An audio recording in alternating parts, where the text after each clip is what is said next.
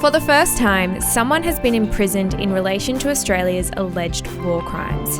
His name is David McBride, and he didn't commit those war crimes, but he was partly responsible for bringing them to the public's attention. He was the whistleblower for a 2017 report by the ABC that investigated alleged war crimes committed by Australian forces in Afghanistan.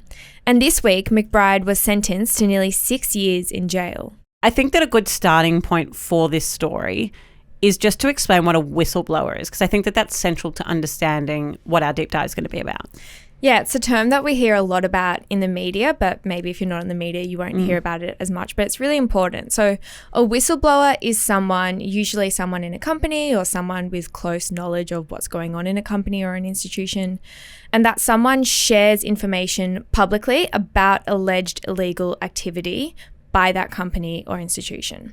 So those who are in favour of whistleblowers would say that they are really important for journalists, especially when it comes to helping journalists hold the power to account. There have been a number of examples of when whistleblowers have told or helped journalists tell really big stories. For example, one really famous example is when a former tobacco executive blew the whistle to the US 60 Minutes, and he told them that tobacco companies knew that nicotine was addictive and yet they continued to sell cigarettes anyway. Huge story. And that was only told because of a whistleblower, but not everyone agrees that whistleblowing is necessarily the right thing to do, right? Exactly, because people who are against whistleblowers would say they are breaching company rules, and they are often also breaching legal rules. And in some cases, and certainly in this case, the argument is that they can also breach national security, and they can put national security at risk. Yeah, so obviously an extremely divisive topic. I think,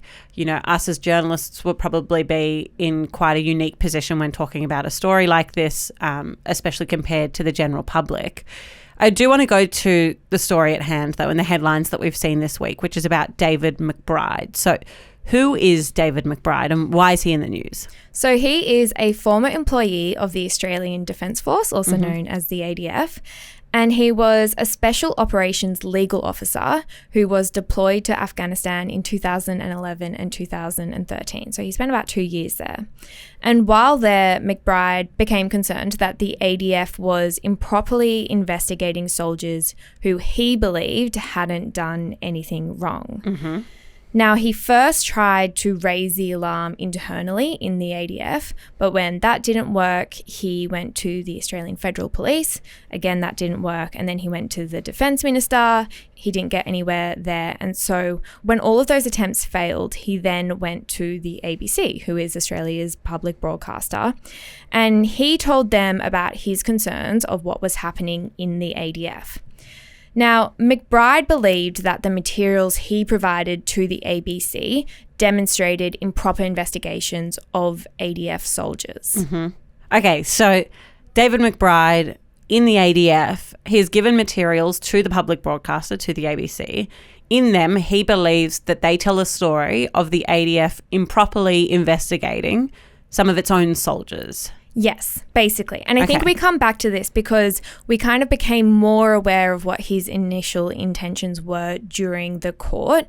But essentially, yes, he was concerned that there were improper investigations happening. And so he went to the ABC. However, despite what he wanted the ABC to look at, the ABC kind of went in a different direction. So the documents he provided also contained evidence suggesting that Australian soldiers had allegedly committed war crimes. And these allegations were used by the ABC in their reporting for a 2017 investigation that they did called the Afghan Files. Now, we aren't going to get into what they alleged happened in that investigation because we're more focusing on the repercussions that McBride faced for speaking out.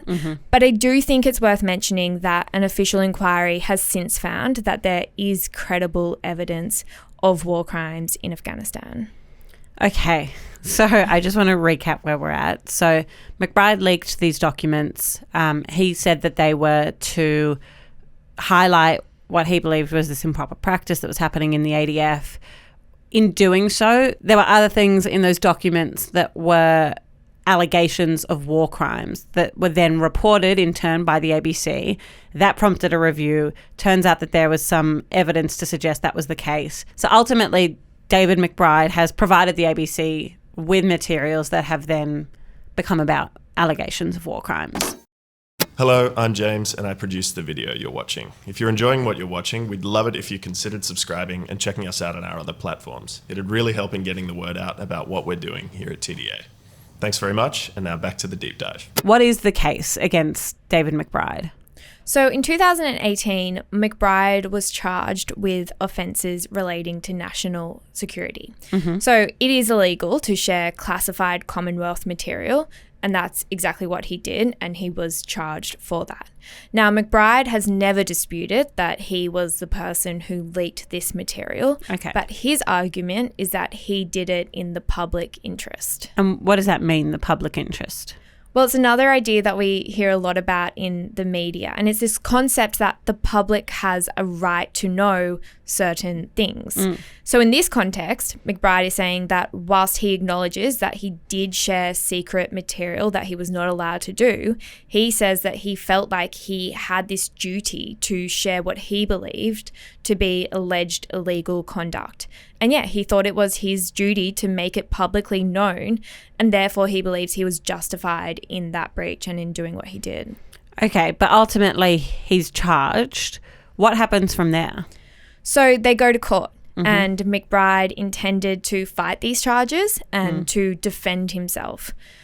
But early in the trial, the court ruled that certain evidence could not be used by McBride's lawyers because the court believed it could have jeopardized the security and defense of Australia. Now, without this evidence, McBride's lawyers made the decision that it would be too hard to defend themselves. And so that resulted in McBride pleading guilty to 3 charges, including theft and sharing documents classified as secret with members of the press. Okay, so ultimately McBride ends up pleading guilty because quite a bit of that evidence can't actually be presented in court. So from there we move to sentencing, and that's what happened this week. Yes, we got the sentencing this week. It was on Tuesday, and the ACT Supreme Court sentenced McBride to nearly 6 years in prison, and that sentence has a non-parole period of 2 years and 3 months. Now, I'll go through what the judge said in part during his judgment, because I think it's important to understand the court's perspective in making this decision. So he said that self-confident people with strong opinions who are subject to legal duties not to disclose information must be deterred from making disclosures in order to advance their opinions.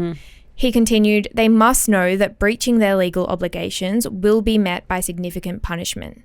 That is particularly so when the information is secret and its disclosure has the potential to harm Australia's national security.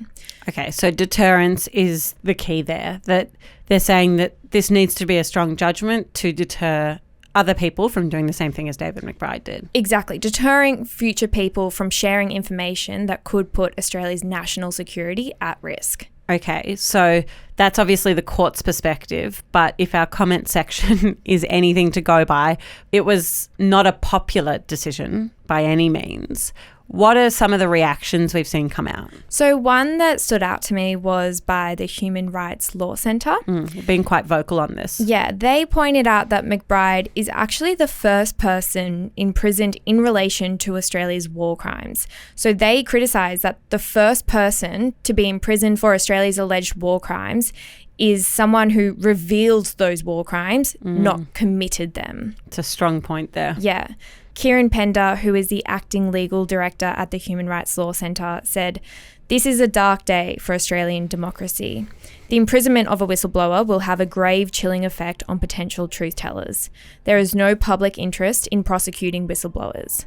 So he's basically saying that this will prevent future people from coming out with alleged illegal conduct that they believe also is in the public interest. All right, before we go, Billy, what happens next for David McBride? So McBride goes to jail now, but his lawyers have said that they plan to appeal this sentencing. So even though he's going to jail now, his sentence could be reduced if they have a successful appeal, but that is obviously yet to be seen. Thank you so much for listening to this episode of the Daily Aus. We always appreciate you listening to us, and we will be back tomorrow.